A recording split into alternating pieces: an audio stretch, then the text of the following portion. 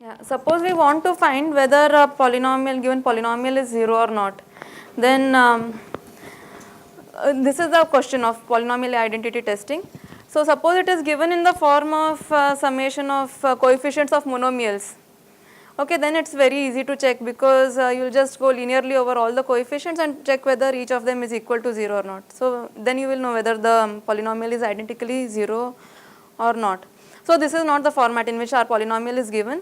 So we will assume there are various models for models of computing the polynomials in which the input may be given. So one of them is arithmetic circuits and arithmetic branching programs, etc. So what methods are used? For example, very few polynomial identity tests are known. Can stop me, okay, if there are any questions.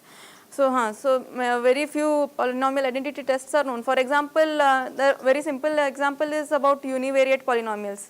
Suppose you have univariate polynomials of degree d, then what would be, how would you test whether this polynomial is 0 or not?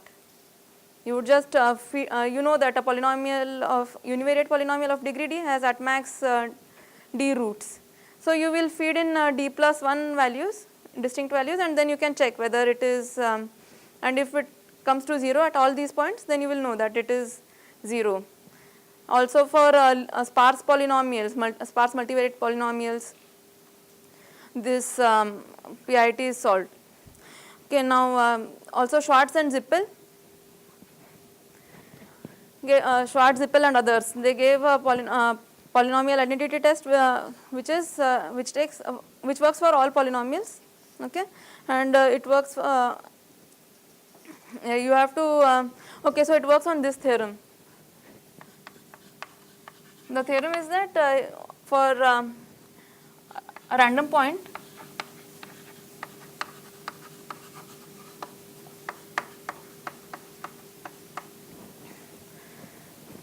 let us say a bar, the given polynomial p of a bar is not equal to 0 if the original polynomial is not equal to 0, okay, with a good probability. It depends on the space from which this random point comes, okay.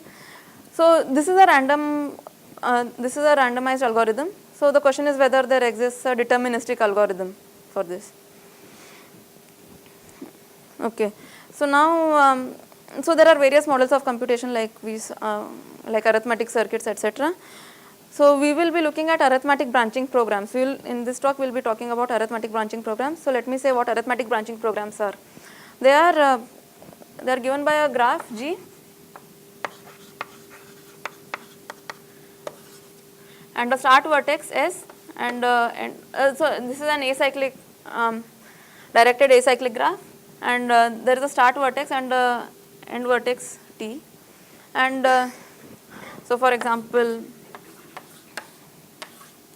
this could be S and this could be T. All of the edges are in this direction, and you have edge weights also associated with each edge. So W is from the set of edges to polynomials.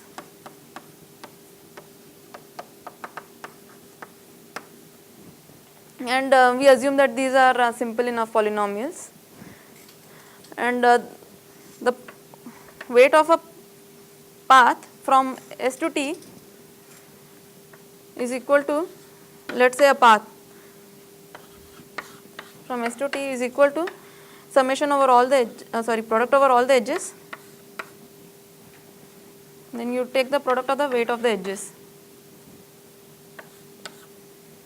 right, okay, and the polynomial computed by this ABP is equal to summation over all the paths and the weight of each path, right? What's all ST paths, right? Okay, so now we can also assume that the arithmetic branching program, the underlying graph is layered. So that means that the edges only go from ith layer to I plus 1th layer.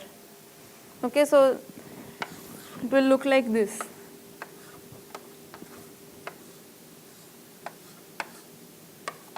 the edges are going only from, the vertices are located at these layers, and the edges are going from one layer to the next. Okay. So now, okay, so what is, this is the maximum path, the length of the maximum path, maximum length of the path is, let's say, the length of the ABP, and the maximum number of vertices at any layer, that is the width.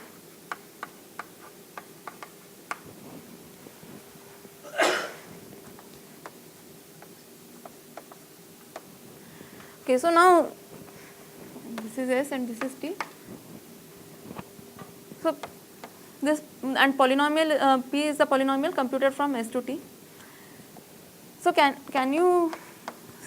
we see that we choose any layer arbitrarily? Let's say this is the layer L. Then we can say that V belongs to, we take the summation over all the vertices belonging to this layer, and we take the weight of the polynomial computed from S to V times the polynomial computed from V to T. This is equal to the polynomial. We see that. So that can also be written as an inner product.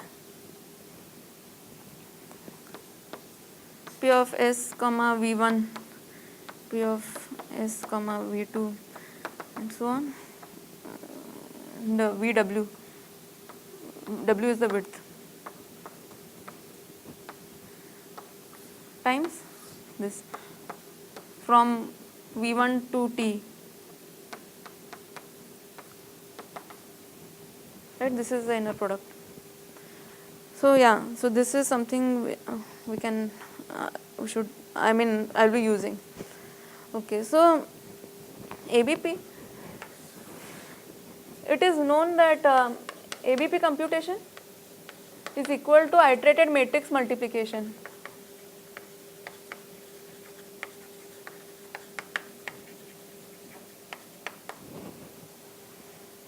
Okay, so by iterated matrix multiplication, we will we mean that we will take M, M1, M2, and so on. Okay, and all of these are matrices with entries being polynomials. Okay, and let's say I have an M0 sitting before this, which has dimension 1 cross W, W is the width, and Mn has width W cross 1.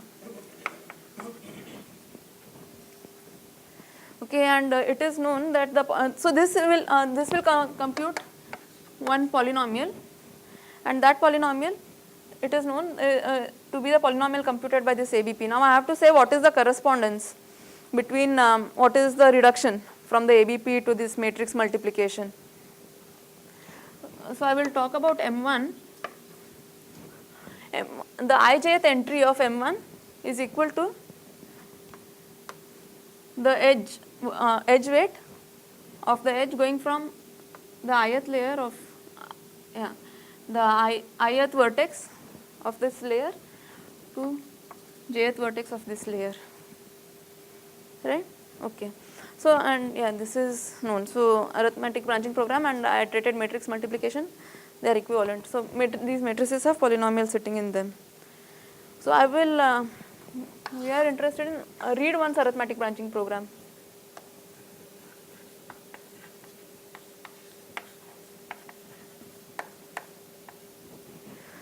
Read one's arithmetic branching programs, we can say that we associate a variable, one of the variables, with each layer.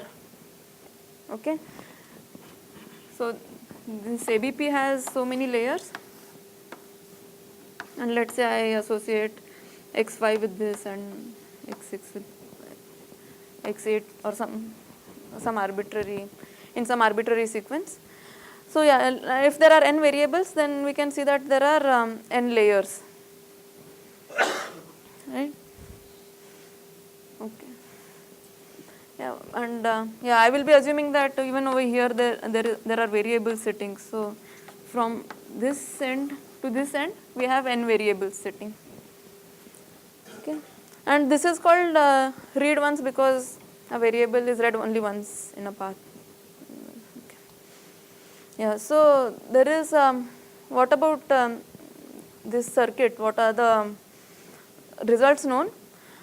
Raz and Spilka in 2005 they gave a very nice algorithm, okay, quite intuitive algorithm, which says that they gave a polynomial time white box test for this.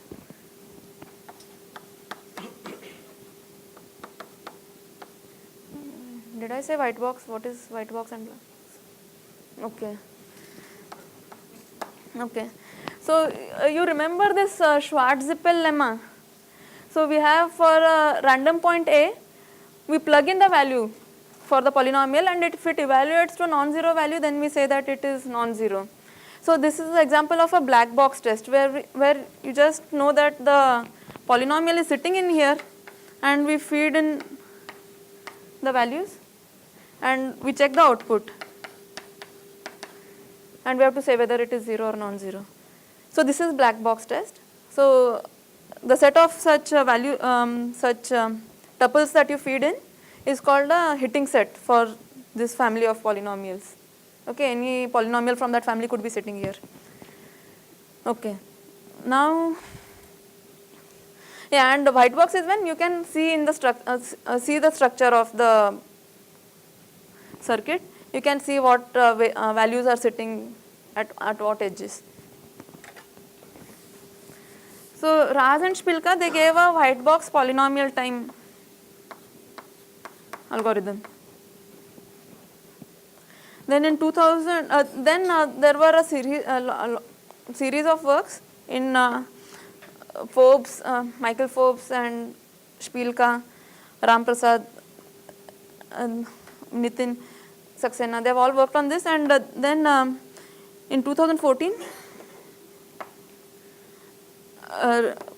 Manindra, Rohit, I and Nitin Saxena, they have given a black box test which takes into the log n time, order log n time. Okay. So these are the known results. So the next question we can ask is, what about the sum of two ROABPs? Okay, you are given two ROABPs and you want to ask what is the, and the polynomial computed is equal to the polynomial computed here, and you want to ask what is the, is there a hitting set or is there a white box test and so on. So if they are in the same order, okay, if there are xi1 is it, if they are all in the same order, then you can see that it becomes one single ROABP, and you can again solve it. So you can assume that they are in different orders. Okay, so we will be talking about characterization of polynomials which are computed by with WROABP.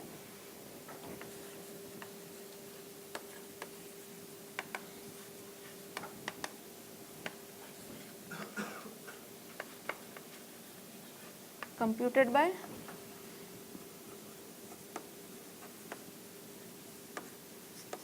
with W and sequence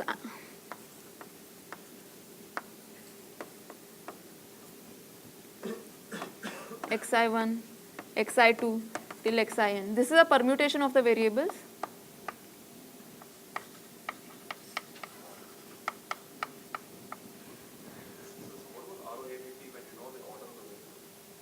When you just know the order of the variables, but you cannot look inside the. Over here we don't know the order of the variables. Yeah.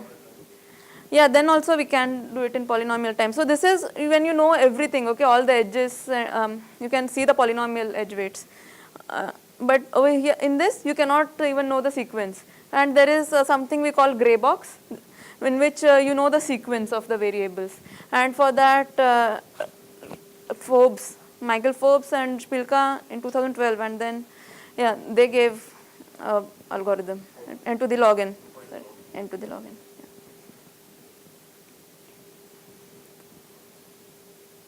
Okay, so we want to talk about the characterization of polynomials. So the theorem is that, and by the way, this is this theorem was known. Nissan has Nissan knows it, and it's there in Spilka and Forbes' paper also. So the theorem is that a polynomial is computed by a width W sequence with the sequence x1 to xi in ROABP if and only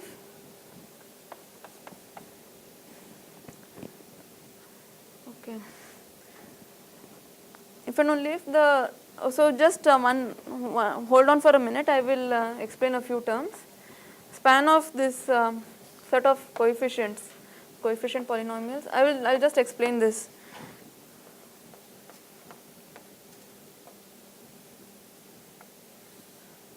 The dimension of this is less than equal to W. Okay, so when we are given a set of polynomials, or we are given one polynomial, then it can also be viewed as a vector with the coordinates corresponding to the monomials, right? So now if you have a set of polynomials, then they correspond to a set of vectors, and the definitions which are in linear algebra, they will come we can use them over polynomials also. So you can talk about linear span of polynomials, and you can talk about the space spanned by these polynomials and the spanning set of a set of polynomials, and so on. So, and another one thing, we have a now we will use only multilinear polynomial. Okay, we will prove this result only for multilinear polynomial. So let's say we have a multilinear polynomial, then we can also view it as set of, and let's say y is a subset of the set of variables. Then we can also, this is a subset of the variables, then you can also view it as a polynomial over the monomials in this set. For example, if I have 1x 2x plus 2x, and let's say y, this is a polynomial, and y is equal to x1 x2. Then we can also write this p is equal to x1 x2, which is a monomial, multiplied by x3 minus 3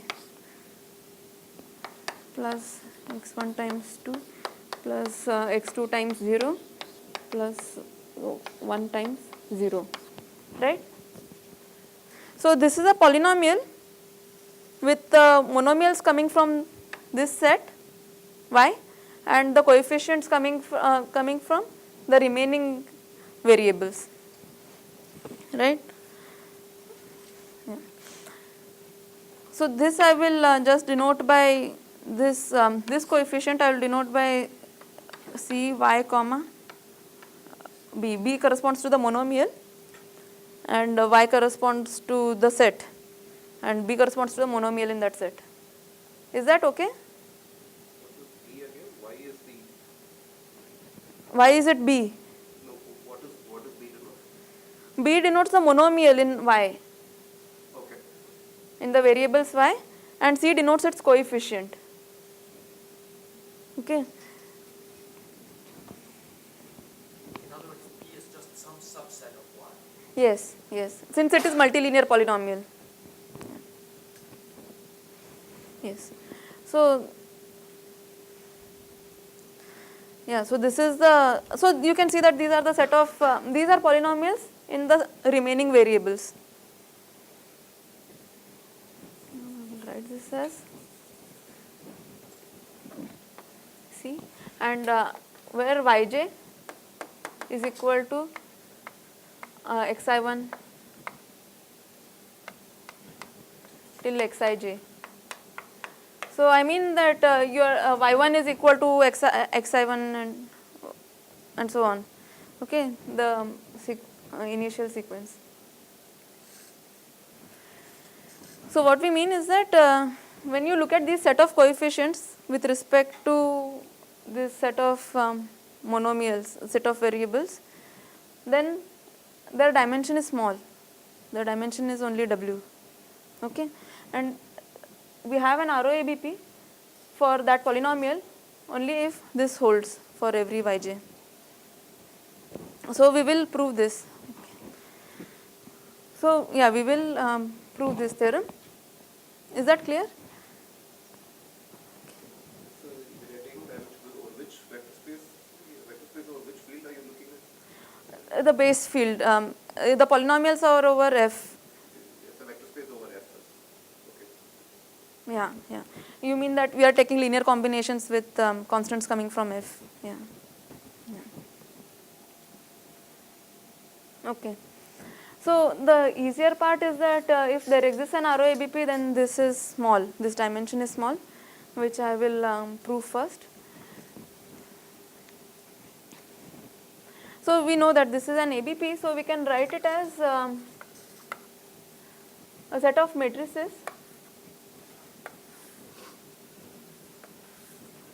and so on in xi1 to so I'll prove it for the jth layer, xi1 to xij minus 1, and then there is a polynomial g1 g2 till gw, right? Since there exists an ROABP of width w, I have a set of matrices, right? And we are proving it for jth layer, so I'm just chopping it here. I'm just looking at this point, okay, at the jth layer, and I have g1, g2 till gw sitting here, which is in the variables xij onwards.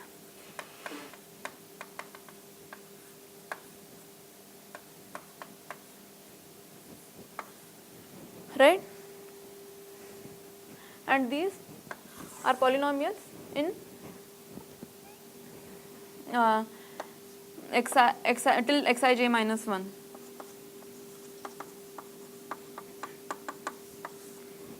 Okay, and since it is a ROABP and it computes a multilinear polynomial, each matrix can be seen as ai times xi. Yeah, each let's say xi is the variable associated with this times bi. ai and bi are matrices, right? Each matrix can be split into two constant matrices, right? So the individual entry is the linear term. Yes, yes, and that too in only one variable. So that's why we can do this, right? And so on. So the coefficient of any monomial in xi1 to xij minus 1, you will take either ai or one of these bi.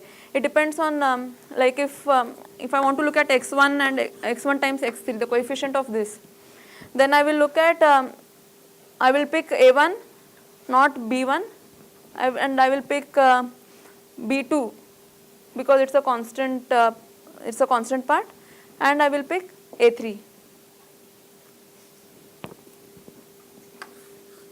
and that will give me a set of that will give me a set of constant matrices here and g1 to gw here. So you can see that this each of the coefficients is a combination of these g1 to gw, okay, right? It's a linear combination of these, and hence it has a dimension less than equal to w. Now the other part, we have now we have to show that if this is true, then there exists an ROABP. So this proof is constructive. We will we'll do it iteratively. So we will build each layer starting from xi1. So we will build each layer starting from xi1. So let's assume that we are at the jth point okay, jth layer, in which I have f1 to fw times g1 to gw, and this these have all this belongs to f xi1 to xij minus 1, and this belongs to xij onwards. Okay, and this I have already built, it is already in the matrices, product of matrices form, but this we don't know. So we want to build the jth matrix. So what we will do is that we will by the way, we also assume that we can make it so that this happens to be the coefficients from yj, cyj. These are coefficient monomials in this. We will show this by at the end of the iteration. So yeah, so we have this. So g1 times gw, I can write it as 1 times xij. Sorry, one. I'm factorizing this matrix.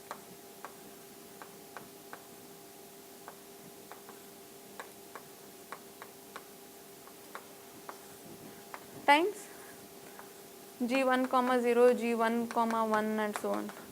Sorry, g2 comma 0, g2 comma 1, and so on. So this is a w cross 2w matrix, and this is a 2w cross 1 matrix, and where gi is equal to gi comma 0 plus x times gi comma 1. Okay, we can this is a this is a linear polynomial, so we can do this, and so we have and others are all 0. So you can see this equivalence. Okay, now we will write this. So we know that since these are coefficients, so these are also coefficients, and so the space so there is a spanning set of size w because of our assumption, and hence we will write it as so we will take, let's say it is h1 h2 till hw, and then we will write this as so these are linear combinations of these.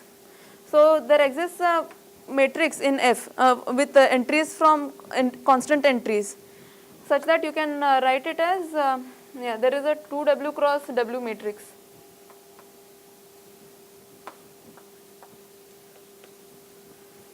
Right, and this we have written as this product, we have factorized it, and this F we will multiply with this, I mean this times this times this times this, so we will multiply this. So we will see that it is a w cross w matrix with multilinear linear entries. So that is our construction. We have constructed the jth layer, and we have seen that and these h1 to hw is any spanning set of this. So we can assume that we can also choose a subset of this, g1 to this, a spanning subset of this, and hence these are also coefficients, and hence we have built this layer. So now I will, if how much time is there? Already past time, but take 5 minutes. Thanks. So now we want to talk about A plus B. Okay, we have let's assume that we are given two ROABPs, each of width w, and we have and they are in different order, like we saw. So let us assume that, and we so we want to check if this is equal to checking if A is equal to minus B, or let me just put A is equal to B. We want to test if this is true. Okay, and we will give a white box test for this. So if A, let's assume that A is in the in this order x1 to xn, and B is in some other order. So the best way what we could do is that, since we have this theorem, we will try to put B in this order. Since if it does exist, then we can, if it is equal, then we can do this. Otherwise, at some point we will find out that we cannot. So we can find such dependencies for, yeah, by the way, this matrix corresponds to the dependencies of this layer, right? I mean, the dependencies of these on these. So for B also we try to follow the same, if B is equal to A, then we will be able to find, these dependencies will hold. And we test, there is a way of testing whether such dependencies hold for B or not. And then we can put it in the same sequence as A. And in the end, finally you will get these as, when you have x1, last variable here, these will be constants. And so then you can check if these two, for A and B, whether they are the same or not. Whether, yeah, if they are the same, then it's the same polynomial. Thank you.